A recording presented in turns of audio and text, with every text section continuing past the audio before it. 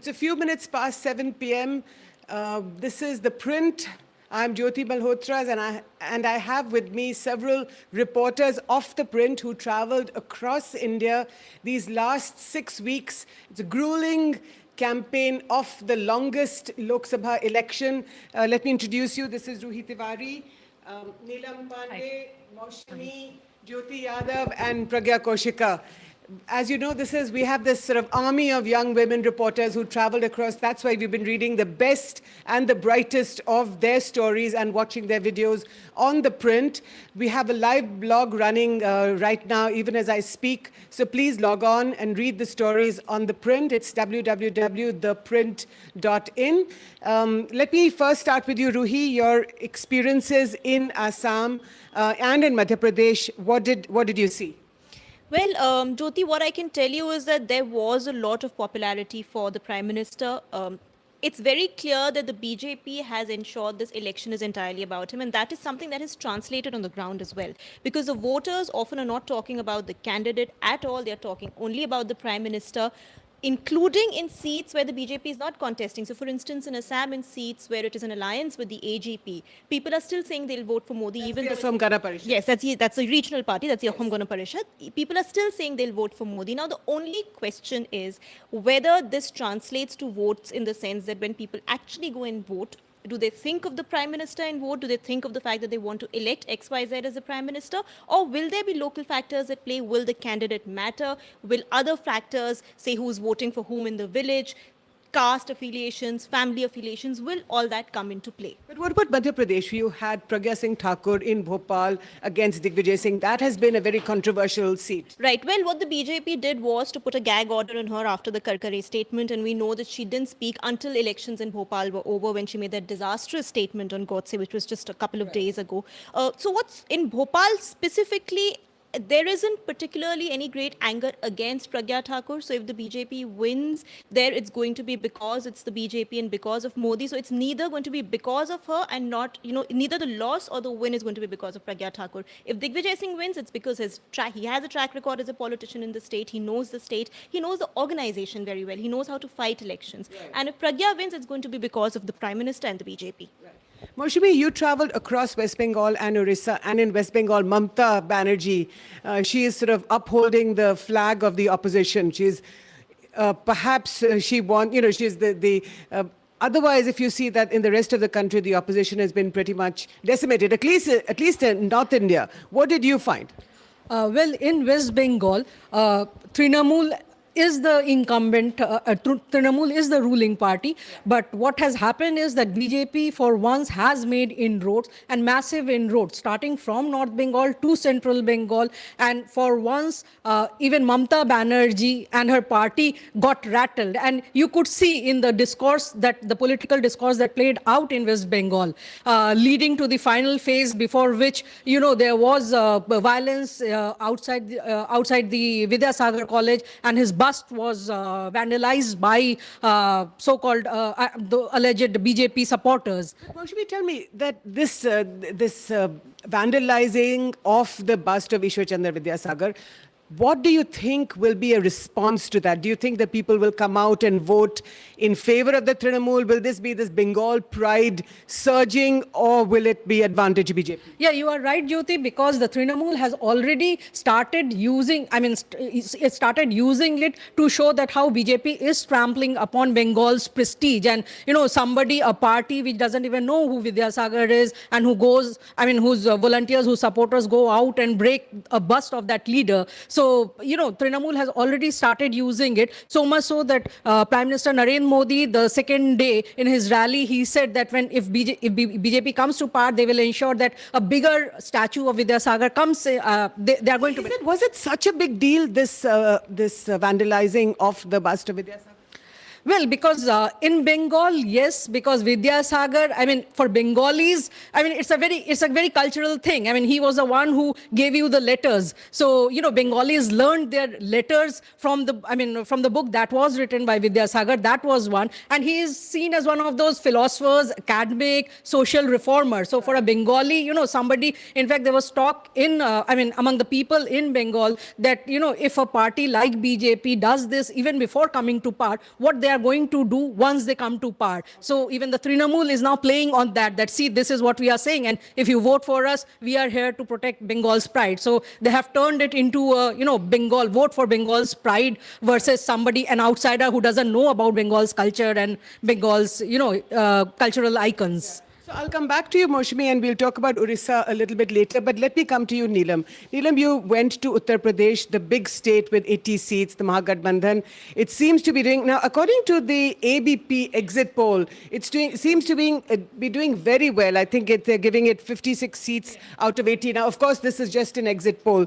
But interestingly, a lot of the other polls, whether it's the Times Now, this Republic, C Voter, Sudarshan News, they're all giving it to the BJP. But what was your experience? Well, I mean, as far as UP is concerned, Congress was obviously nowhere in the picture. They were not into an alliance with the BSP and SP. And I mean, there also Modi factor is quite huge, as Ruhi pointed out, that people are voting not for any candidate, but for the brand Modi. So that was very much there on ground. But at the same time, there were many who were rooting for the Mahagathbandhan.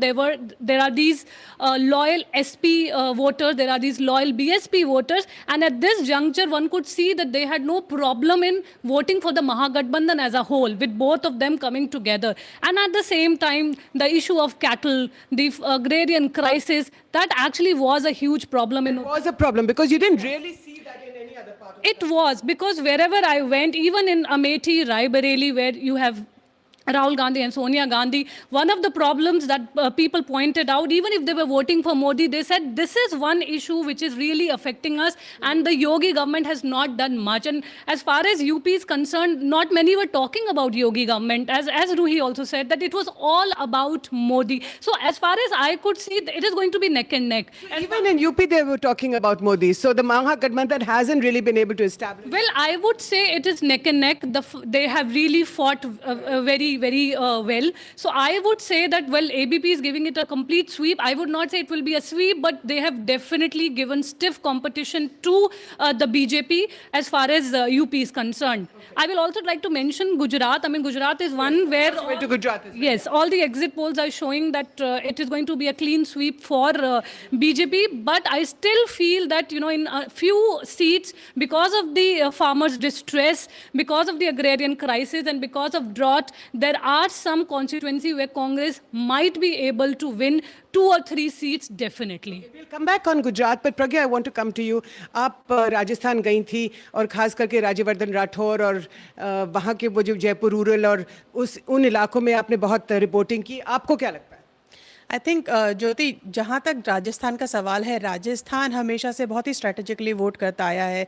और जब assembly election आपको याद होगा, तब उन्होंने एक नारा दिया था लोगों ने कि वसुंधरा तेरी खैर नहीं, मोदी से बैर नहीं. उसका क्या मतलब था वैसे? उसका मतलब ये था कि असेंबली इलेक्शन में वसुंधरा को हराना है, पर जो 2019 के लोकसभा चुनाव होंगे, मोदी से उनकी कोई नाराज़गी नहीं थी, which actually translated when we went into the constituencies. We saw that because we met people who even contested on Congress tickets on some levels. They said we want Congress to come, but we will vote for Modi.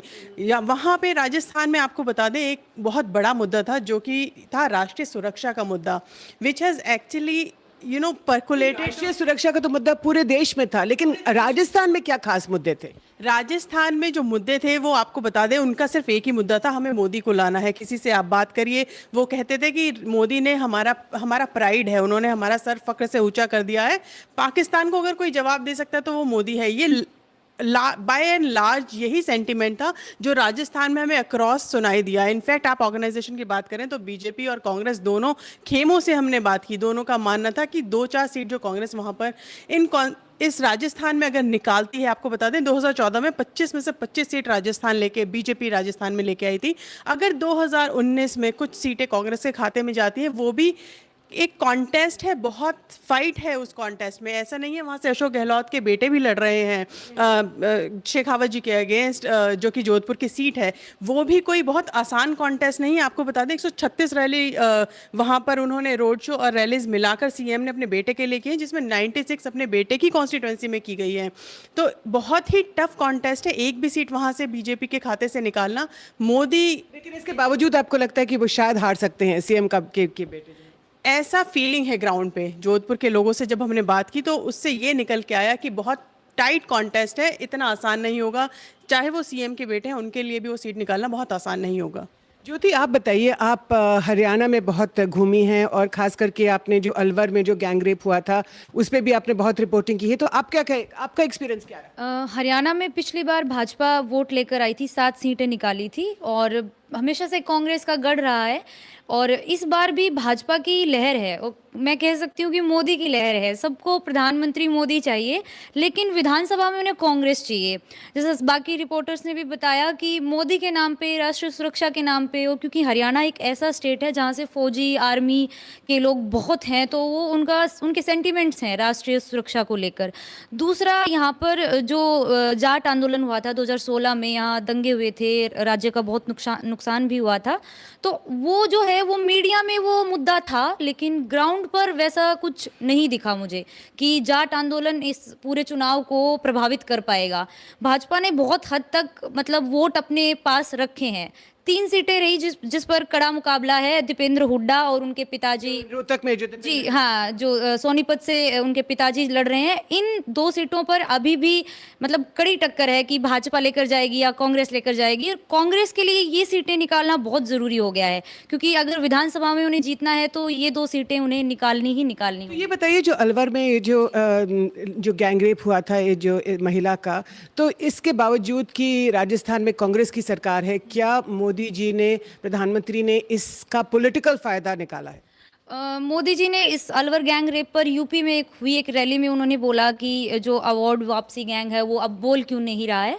ये जो पूरा मामला था, इसमें राजस्थान सरकार ने बहुत जल्दी मामले पर उन्होंने कार्रवाई करी, एफआईआर भी दर्ज हुई। अब उन्होंने पीड़िता को पुलिस में नौकरी भी दे दी, ऐसी खबरें आ रही हैं। तो वहाँ पर ना ऐसा माहौल नहीं बन पाया एंटी कांग्रेस का, लेकिन भाजपा ने इसे नेशनल मुद्दा बनाने की कोशिश की, लेकिन ऐसा हुआ नहीं अभी ग्राउंड पे। जी, Can I come back to you, Ruhi, and ask you, in Assam, the National Register of Citizens, which became such a big controversy, how has that played out? You yourself went to a detention camp where people have been languishing there for months, in fact, if not for years. How does that become an issue? See, actually, the controversy was not around the National Register of Citizens. That's something that Assam has wanted, and that was part of the Assam Accord, so that's been demanded by the state. It's come up organically. The controversy was with the Citizenship Amendment Bill, Right, sorry, yeah. through which the BJP was saying they want to give citizenship to all non-Muslim refugees, which is a huge problem in Assam because the fault lines have been about ethnic versus non-ethnic and not about religion. But the fact that the bill did not get passed, and the fact that, the conversation towards when the election started in Assam actually mellowed down and went away to some extent, has meant that there was no talk about it on the ground. We met very few people who actually said they don't want to vote for the BJP because of the citizenship bill. They said that, the bill hasn't been passed and there are checks and balances, so we don't think it's going to happen. So the Balakot effect, that didn't have an impact in Assam? Look, it's not a talking point as much as it is in some parts of the country, for instance, the Hindi heartland perhaps, but I think it subconsciously adds to the image of Modi being a decisive, strong leader as the BJP wants to project him. So it may not have as overt, resonance as it does in, say, Rajasthan or Madhya Pradesh or Uttar Pradesh, but it does impact the voter at some level, and that comes across each time when the voter says, oh, he can do whatever he wants to because he knows what he's doing, he can take the right decision. So in some ways it does have an impact, but not as overt and brazen. You're right about that. But tell me, you went also to large parts of central Madhya Pradesh, in Mandsaur, for example, where the big farmers' agitation took place. What was your experience? Are they voting against the BJP? Are they voting for the Congress? What was it? So Mandsaur as an area has always been a BJP stronghold, and if you look at data from the 2018 elections as well, state assembly elections, the BJP did quite well there. However, the problem with farmers in Madhya Pradesh is now a little odd. They were angry with the BJP earlier, which is why they were speaking against the BJP ahead of the assembly elections. Right. But now there's been a Congress government in the state for the last 5 months, 6 months, or whatever duration. They promised farm loan waivers. A lot of farmers have not got that. But a lot of them have also got it. Several of them have not got it. So that creates more resentment, because if you've got it and I haven't, then I get angry with you. So, a lot of the anger has shifted to the Congress as well. So it's a bit of a paradoxical situation as far as farmers in Madhya Pradesh are concerned. Okay. Can I come back to you, Maushami, and ask you about Orissa, which is sort of gets left behind between West Bengal and the North Indian hinterland, but such an important state because Naveen Patnaik has been chief minister 3 times. There's also assembly polls going on in Orissa. So what was your experience of the situation there? In Orissa, it's again a story of a resurgent BJP. I mean, in 2014, they just... There's BJP everywhere. All you young ladies, everywhere you only see Modi, Modi. We are not saying it. Found it. That's what we found. That's what we heard. Sentiment on the ground that we are coming. In Orissa, for instance, in 2014, BJP just got one seat in Sundargarh, where Jwal Oram from BJP won. But from there, this time they are looking at something around 7 to 8 seats out of the 21 Lok Sabha seats. On the ground, voters are very clear, especially in urban and semi-urban areas. For them, it's only Modi. It's not about, they don't even know who the BJP candidate is. For them, they are going to vote for Modi. And why Modi? Because they are saying that, he is somebody who is good for the country, who would be able to secure the country. Can I just interrupt you there? This thing about nobody knows who the BJP candidate is. Did you find that also, Neelam? Yeah, in many, Uttar Pradesh specifically, there were many seats. They had no idea who the candidate was, but they said we were talking about Modi. And when we said that, but what about the candidate? It is a candidate that you will engage with. And they said, no, when our country will not be secure, what will we do with the candidate? So the entire discourse there was about having a PM who can make the country safe, who is someone you can take pride in. So the entire discourse was about Modi and the brand Modi. And BJP also, if you see all the advertisement, if you see the publicity that they have done across the country, it was all around the brand Modi only. The candidates or even the other senior leaders were not visible even in the manifesto. ज्योति आप भी कह रही थी कि हरियाणा में और कोई नहीं दिखाई दिया, सिर्फ मोदी जी के लोगों को शिकायत थी कि सांसद आए नहीं, काम नहीं करवाए, लेकिन वोट तो मोदी जी को ही देना है।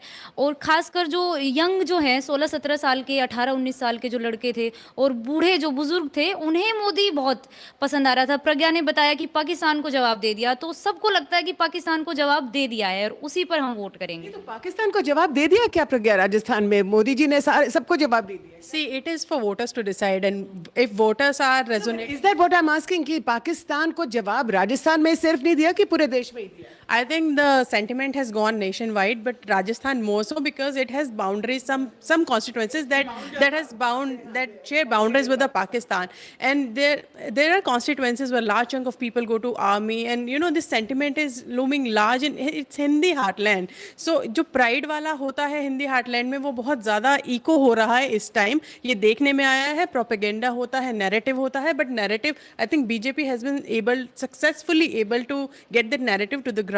ये है। और सिर्फ मैं बोलना चाहूँगी कि सिर्फ ये बीजेपी के बारे में नहीं था कि लोग नहीं जानते एमपी कौन है, ये कांग्रेस के बारे में भी था कुछ जगह पे। Like I went to Gandhinagar to cover elections, वहाँ पर चावड़ा जी थे, कांग्रेस के कैंडिडेट हैं, कोई जानता नहीं था गांधीनगर में। ख़ास तौर पर हम नौरंगपुरा गए और कुछ जगहों पर गए, वहाँ अहमदाबाद में लोग जानते नहीं थे कैंडिडेट कौन है कांग्रेस का। अच्छा ये बताइए कि can I just come back to Orissa, Maushami? Now we're talking about Modi. It seems from all of you that it was like a silent wave in favor of the Prime Minister. What about Rahul Gandhi? What about in Orissa, for example? What about Naveen Patnaik? In Orissa, Congress Congress was nowhere in the picture. As in, there are Congress candidates, but when you travel along in the countryside, you hardly see any Congress festoons, any Congress flags. So Congress is all but not absent from the ground. As far as BJD is concerned, the voters are again clear on Biju Janata Dal of Naveen Patnaik. Naveen Patnaik's party, which has been in power for the last 20 years. So the voters are very clear that because Orissa is also going for assembly, assembly election is also taking place in Orissa. So the voters are very clear that in the assembly election they want to vote for Naveen Patnaik, and also because of the host of schemes that the Naveen Patnaik government has given. They are giving rice at 2 rupees a kilo, lot of these, social schemes for the poor. But when it comes to the Lok Sabha election, people, especially in the urban and semi-urban areas, are saying that we are going to vote for Modi. And this has rattled Naveen Patnaik too, because for once, Naveen Patnaik in one of his rallies said that demonetization was a bad move by the BJP. And Naveen Patnaik, BJD, was one of the parties when the demonetization was announced by the Prime Minister. He was one of the few leaders from a regional party which supported the BJP's move. So for the first time in the rally, he said that, demonetization was a bad move. So it goes on to, show that, even now he is facing the heat and he is taking the battle to the BJP's court by talking about demonetization. Other interesting thing was, when you go to the villages, rural areas, you hardly see anybody talking about demonetization. You hardly see. Actually, that's my next question, Ruhi, that, picking up from where Maushami left off, this whole argument or this whole debate around demonetization, it's barely 2.5 years old. The entire currency of India was changed. But you didn't really did you hear about Notbandi, demonetization wherever you went? Not to the extent that one would have expected to. Maybe some people here and there, but it's not an election issue. See, I think, Jyoti, it's not about demonetization or about lack of jobs or about farmers' crisis. What BJP has successfully managed, and I mean successfully not in terms of the actual results, whether they win, they don't win, the numbers, that's immaterial. What they've managed in terms of the narrative is to steer it away from uncomfortable issues and to use it to the advantage. So the Congress has also played to the BJP's strengths and not to its own strengths by talking about national security or by talking about the PM's image, which really nobody wants to believe he's a thief. So what the BJP has digressed very conveniently and very cleverly from uncomfortable issues, which includes the way the economy has been treated, and has managed to steer it in the direction which would benefit it. Okay, so now 2 quick questions before we wrap up. Chaukidar chor hai, Neelam. That question never really resonated on the ground. Well, not much, not even Rafael, something which the Congress president has been talking about. And initially he used to talk about too much in his rallies. Later on he realized, his team realized that it was not resonating, and that is when he shifted to unemployment and other developmental issues. So that is, of course, true. That, and Chaukidar Chore is something that the BJP actually took over, and they were the one who changed it to, they changed the Twitter handle to that. So they changed it to their advantage, saying that we are the one who can secure the country, that we are the Chaukidar. So definitely, as far as publicity is concerned, Congress was not only late in coming up with publicity material, at the same time, initially, they were not even sure what should be the focus. So that is one thing which I feel that, Congress was not able to get right. So Pragya, the last question to you is, you were in Gandhinagar, jahan se Amit Shah ने अपना election यहाँ से जो है contest किया. तो ये बताइए, ये जो सीट है 9 दफ़ा लाल कृष्ण आडवाणी इस सीट से जीत चुके हैं, तो इसका क्या महत्व था कि अमित शाह जो है पार्टी के अध्यक्ष हैं भारतीय जनता पार्टी के, तो do you think that what is the importance, what is the significance of this move? BJP, as a matter of principle, decided that anyone who is above 75 years old will not contest the election. And going by that, they did not. Why Amit Shah? Amit Shah, because he had been a poll booth manager in the same constituency. He has been, he represented one of the assembly seats in that area. And there was a larger message, which I think they want to get out. They want other people to know that Amit Shah is the one who, may take a very important designation in the party. क्या मतलब हुआ कि अगर मोदी जी अगर जीत जाते हैं 23 तारीख को, अगर मोदी जी जीत रहे हैं, तो क्या अमित शाह गृह मंत्री बन सकते हैं? Lot of people are speculating that he may become home minister, but there are other people who also think that he might get defense or finance, which are most important of the ministries right now for the Modi government, because for most of the people in the party also, the party, if it comes to power on 23rd of May, the focus would be on defense, which had been a controversial area, in the last years of the government, and defense and finance, obviously, because, Mr. Arun Jaitley has been in and out of the ministry because of the health reasons. So these are two important portfolios that are being looked at right now. So I think we're going to wrap up now. This is keep watching and reading ThePrint. We have a live blog running. The URL is www.theprint.in, and we shall be back with these amazing team of women reporters who have traveled across the country. Thank you so much, ladies.